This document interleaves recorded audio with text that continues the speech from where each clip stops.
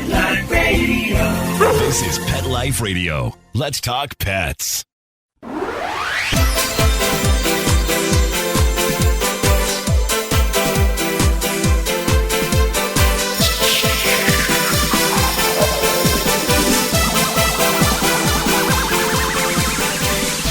Hello, you're listening to Animal Party on Pet Life Radio with me, Deb Wolfe, your host. And today we have something special for you, a service dog interview. That's right. You may have read in the newspaper or heard about long waits and people doing without. And there was something in the Toronto news that I'll talk about in a little while that was disastrous. But people really need these service dogs, and there aren't enough to go around. And I recently met a few people who are trying to change that. So Service Dogs Unleashed is the company we're profiling today. And with me today is Jenn Corcho and Sharron Cole. Welcome to the show, Sharron and Jenn. Hi. Thanks for having us. Well, I met you with a couple. Well. Oh, yeah. Well, I met you both at the same time with a couple of lovely, lovely dogs. And maybe we can start by I know you both like to talk about your dogs, so let's start there. What kind of service dogs did I meet? And tell me what those beautiful dogs were up to. So our service dogs actually help us with medical needs as well as stability, as well as other things like with the medical alert, we're looking for seizures alert, PTSD, which is your post-traumatic stress disorder, as well as other psychiatric needs that a client would require. So my dog is actually medical as well as stability. Okay. So when I met you, you were walking with 2 crutches. So how does the dog work with the devices you're using? I mean, I know that not every dog can handle that. Right. So for myself, I use a hands-free lead.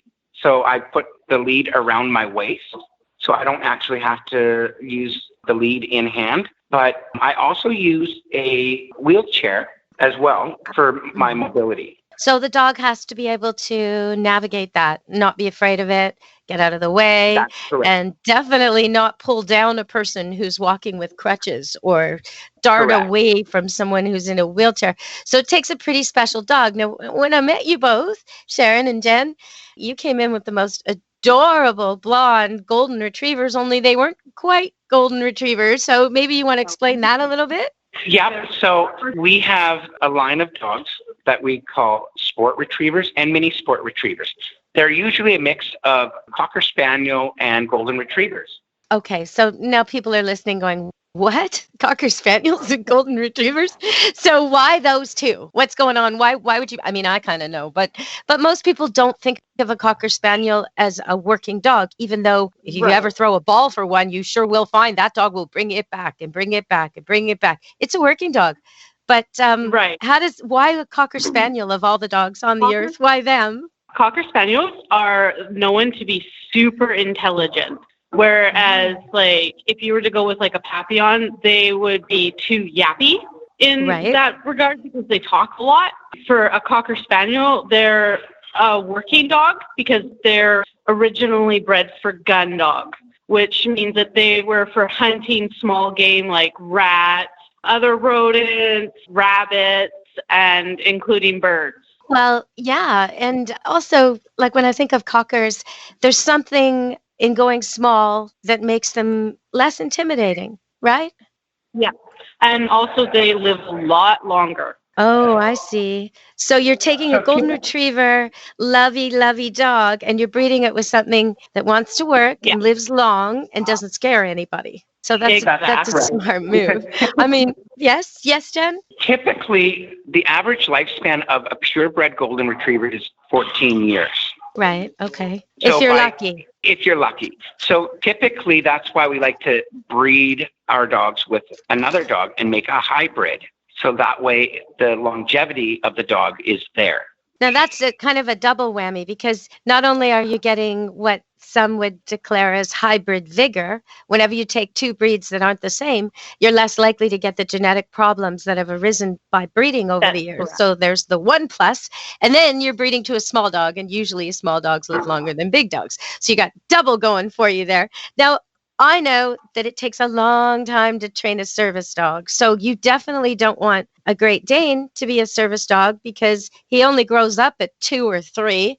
And by the time he gets to 6 or 7, he's in his geriatric years. So you wouldn't get a lot of work out of him. How long does it take to train these dogs, Jenn? It takes about 2 whole years to fully train a service dog. Yeah. 2 full years. Okay. And so, like Sharron said, it takes 2 full years to train a service dog and about $35,000 to train one dog. Wow. And the wait list, what are we looking at? If I were to say I had an autistic child and I wanted a dog to help her or him, how long would I have to wait and how much would it cost me right now? Okay, so typically speaking, wait lists can be anywhere from 2 to 5 years. And as far as cost to a client, there is no cost because all the agencies are nonprofit.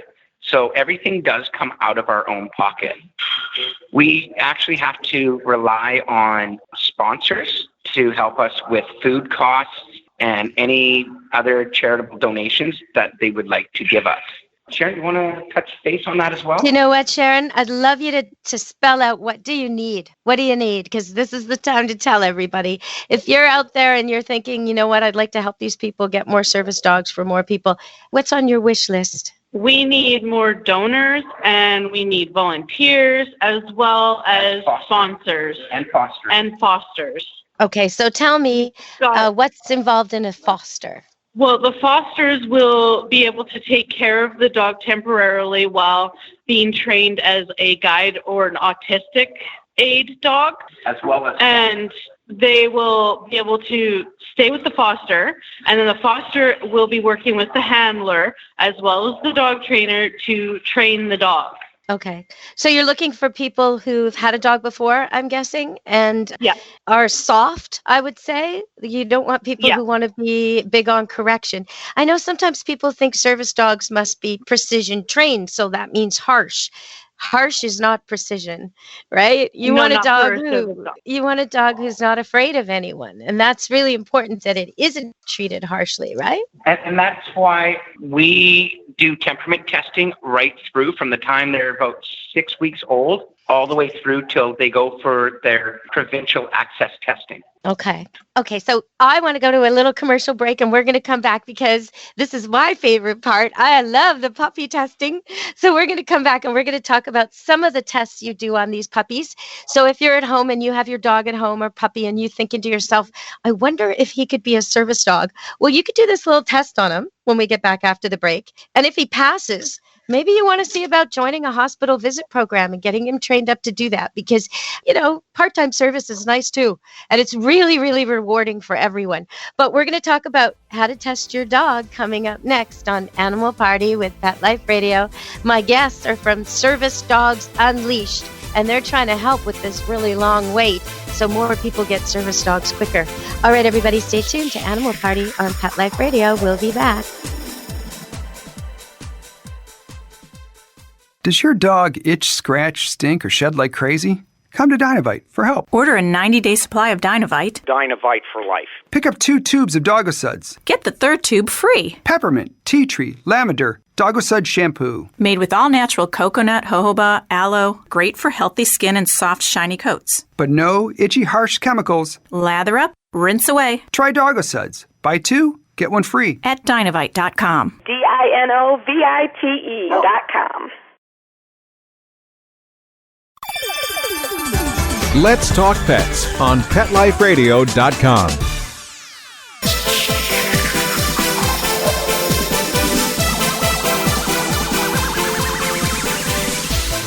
Hello, you're listening to Animal Party on Pet Life Radio with me, Deb Wolfe. If you want to get a look at some of the dogs who come to my boarding kennel, Camp Good Dog, you can do so on Facebook, Camp Good Dog. You can also check out Deborah Wolfe on Facebook on Pet Expert. Deborah Wolfe, Pet Expert on Facebook. That's my expert page. And there I go beyond dogs. I go into all kinds of animals. My whole animal world is up there.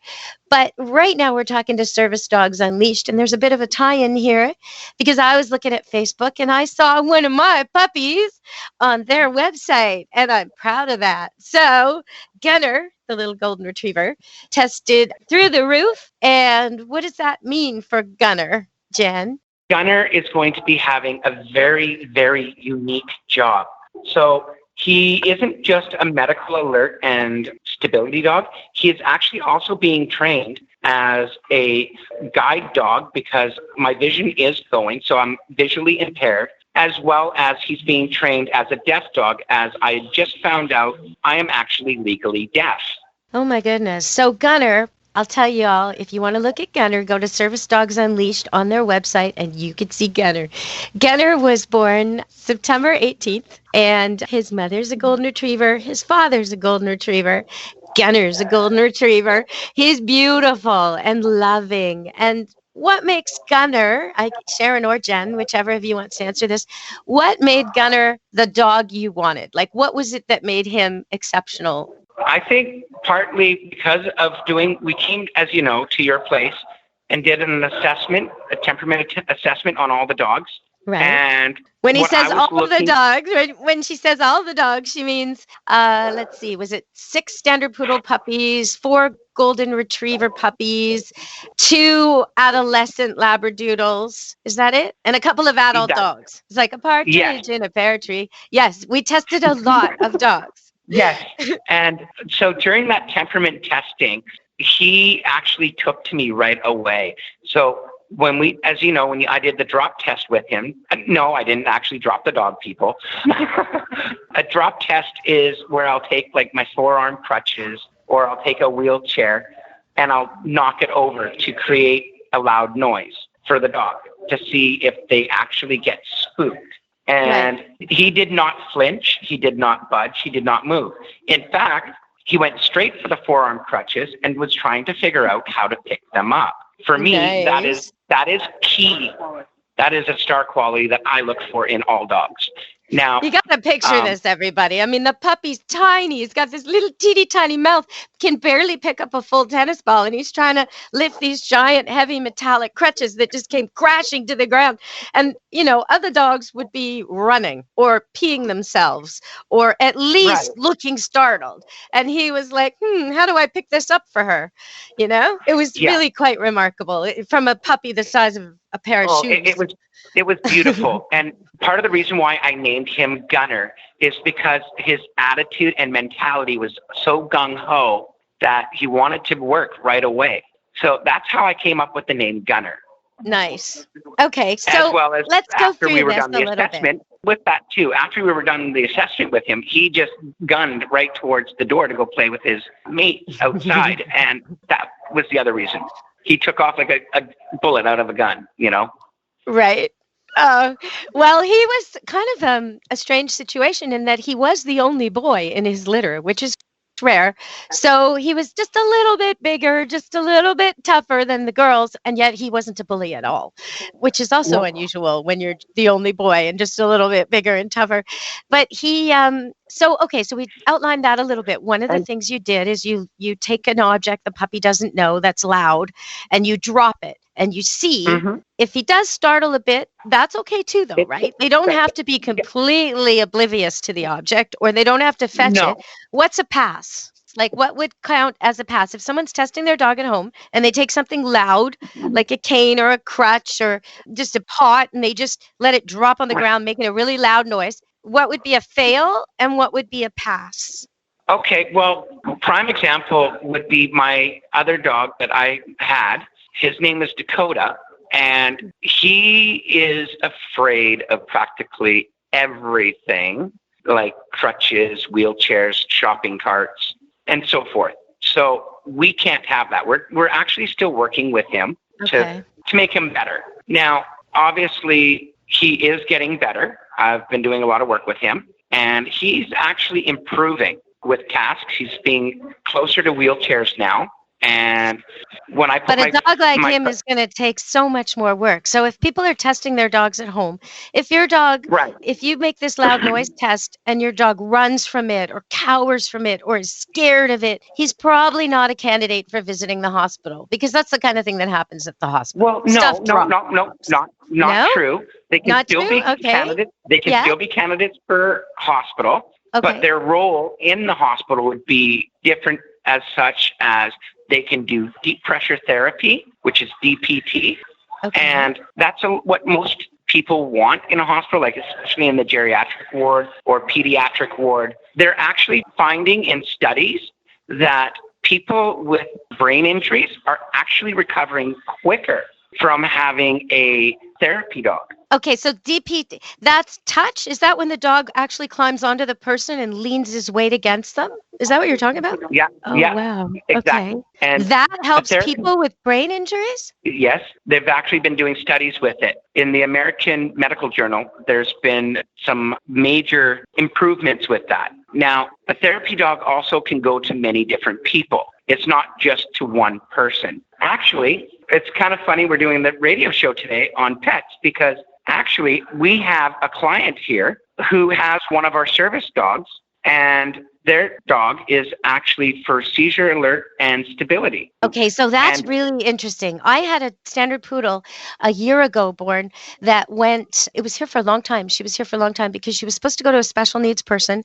And then that patient got taken into care, so the dog was no longer needed. So she came back. And because she'd been partially trained, I kept it up and taught her to touch and do all these things.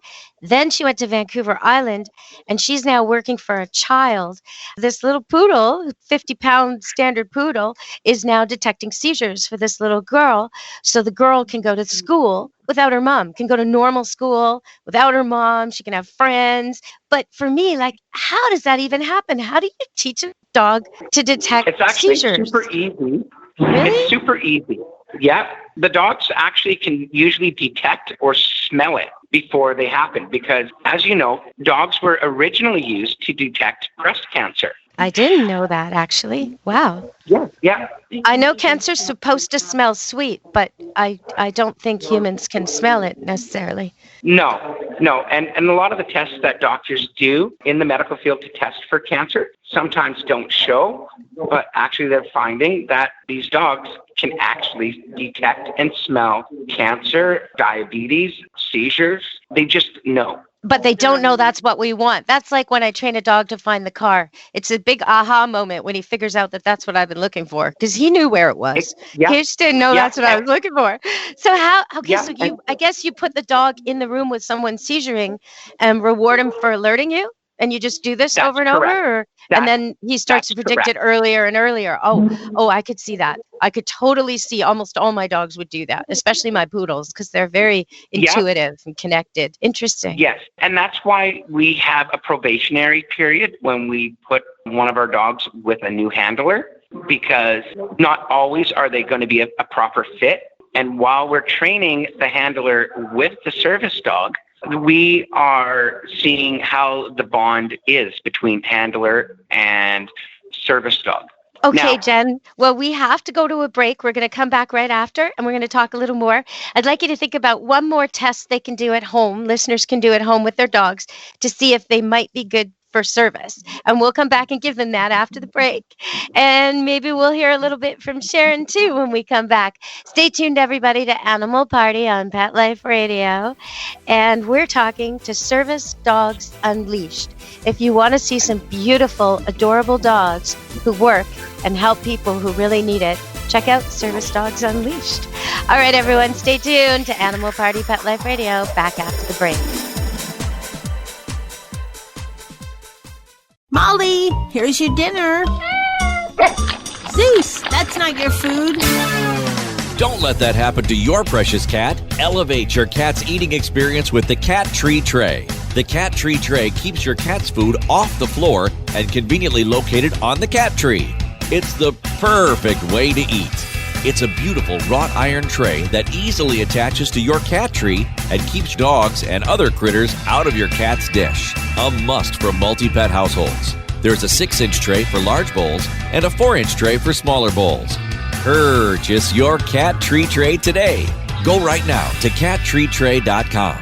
That's cattreetray.com. CATTREETRAY.com.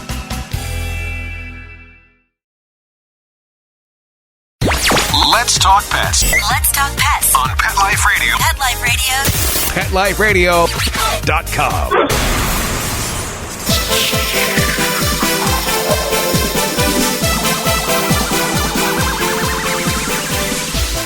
Hello, you're listening to Animal Party Pet Life Radio.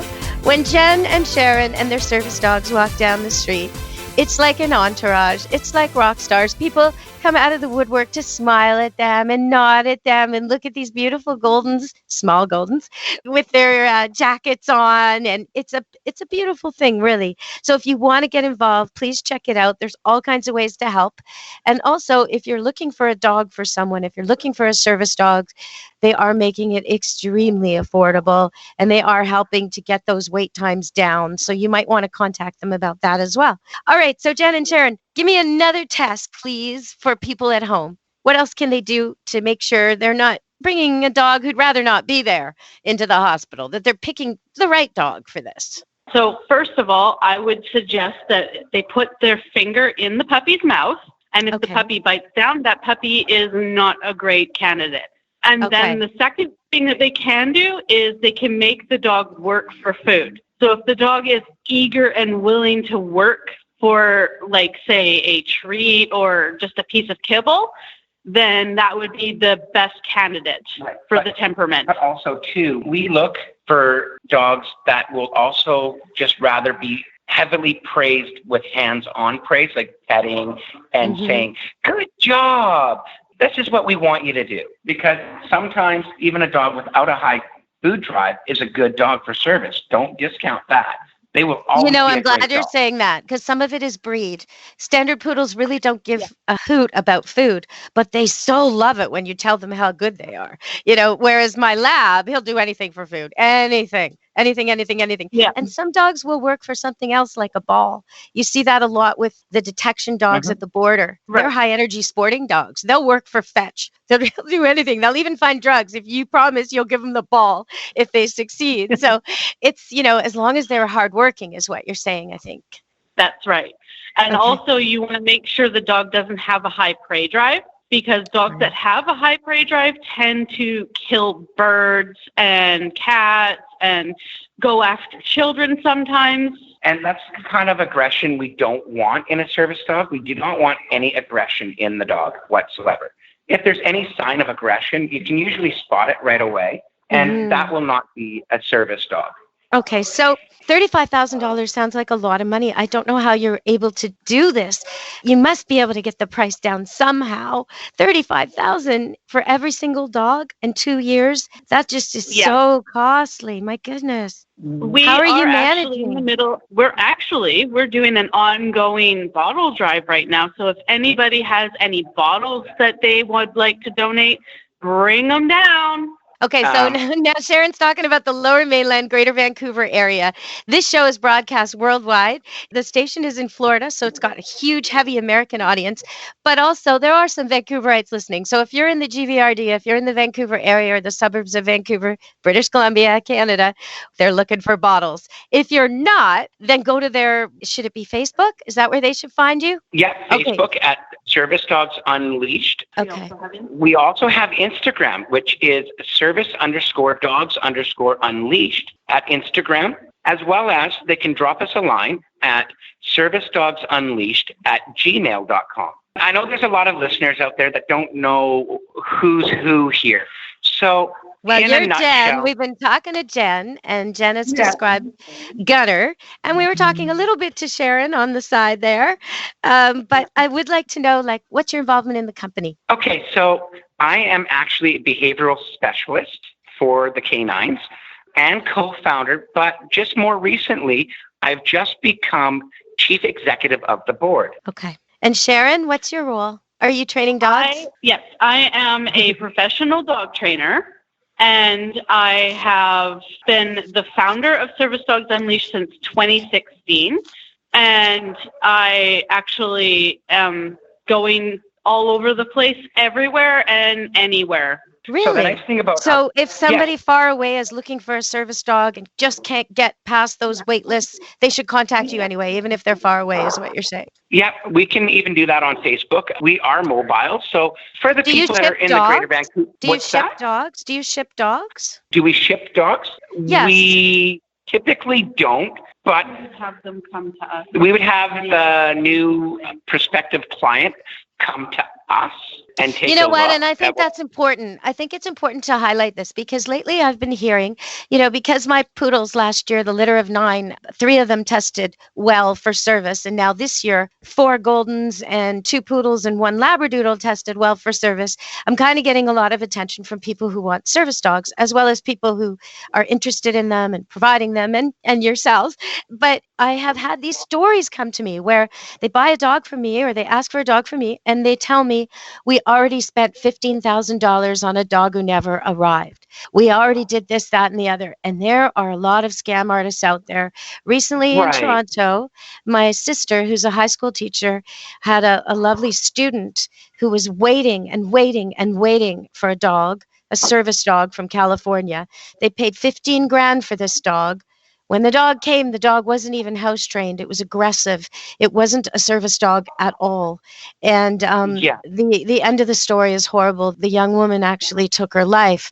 And, I just want to highlight for everybody out there, service dogs, you need to be trained with it when you get matched up.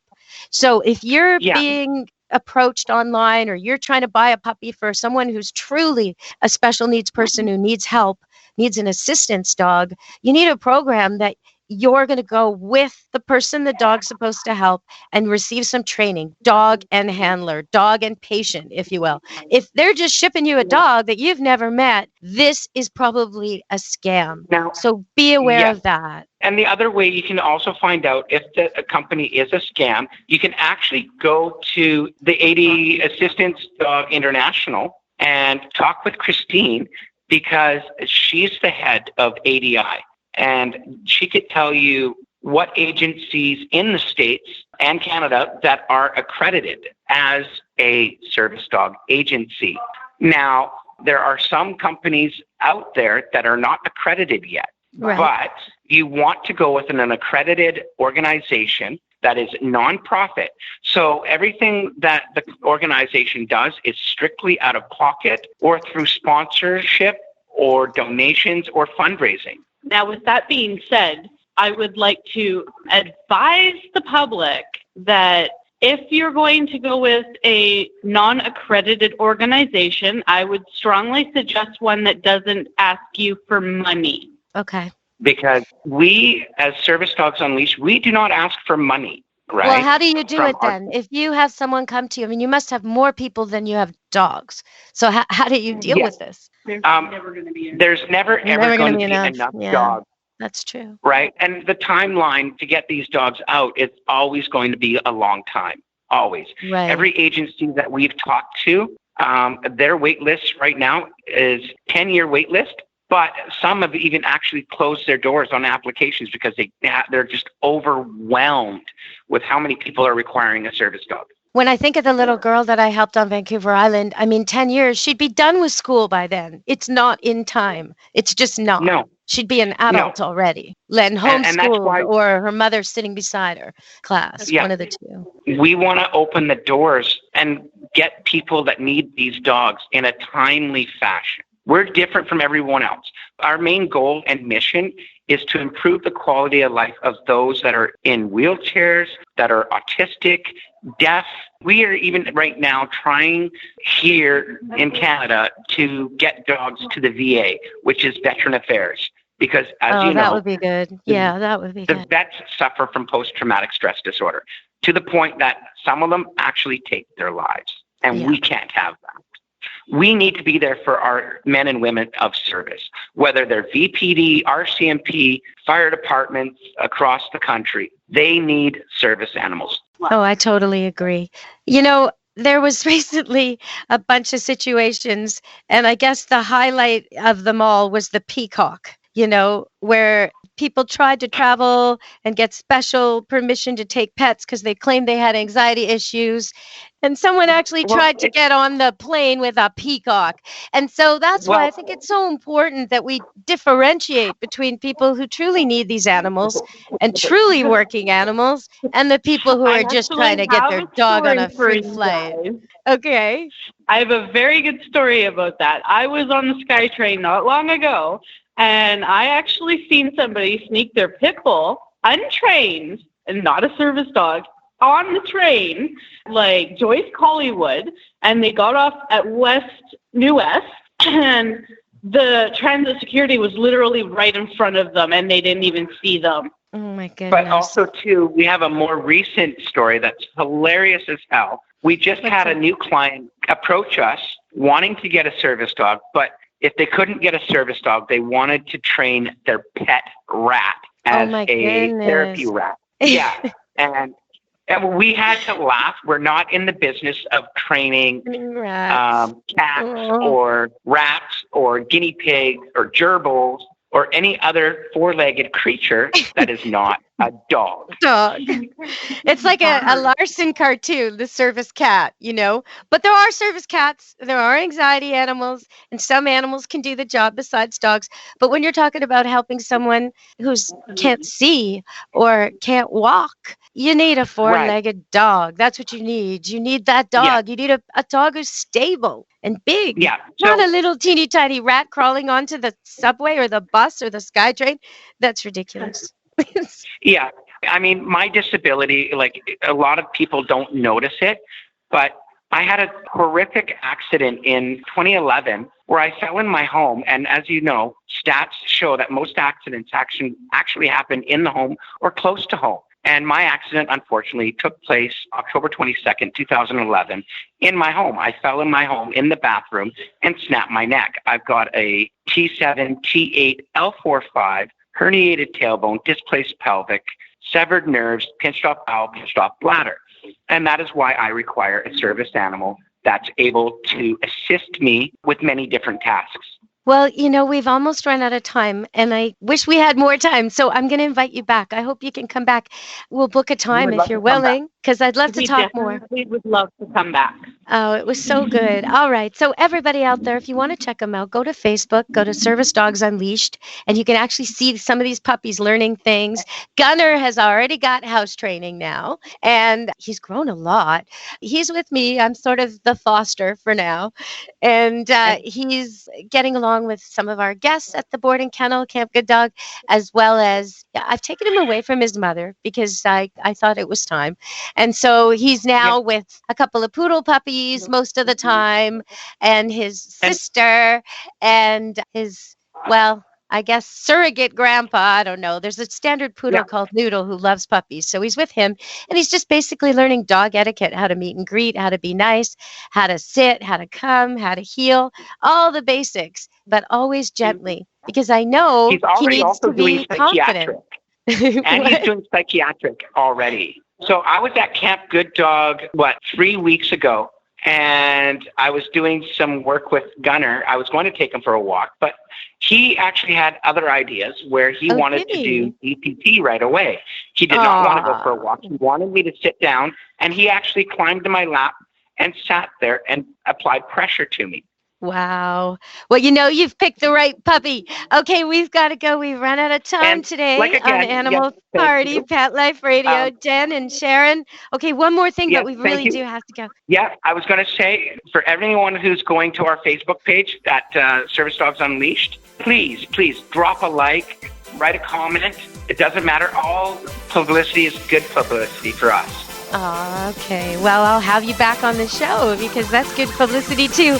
All right, everybody out there, Animal Party, Pet Life Radio listeners, be good to your animals. Until next time, from me, Deborah Wolfe. Let's Talk Pets, every week on demand, only on PetLifeRadio.com.